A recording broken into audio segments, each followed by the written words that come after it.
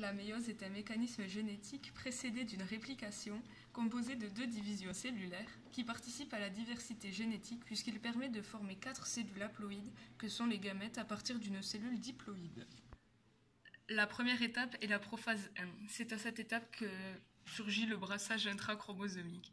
L'enveloppe nucléaire de la cellule disparaît et la condensation de la chromatine du noyau en chromatide entraîne la formation de paires de chromosomes bichromatidiens. La métaphase 1 est la deuxième étape de la méiose.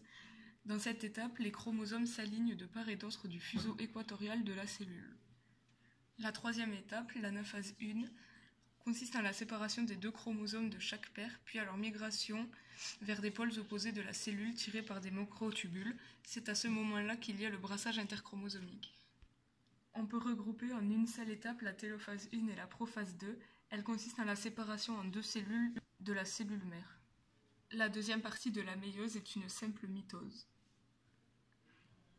La métaphase 2 consiste à l'alignement des chromosomes bichromatidiens sur le fuseau équatorial de la cellule. Lors de l'anaphase 2, il y a séparation des chromatides de chaque chromosome par cassure du centromère et migration de chaque chromatide vers les pôles opposés de la cellule tirés par les microtubules.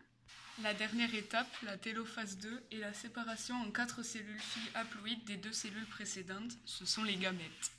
Voici un schéma bilan des étapes de la méiose.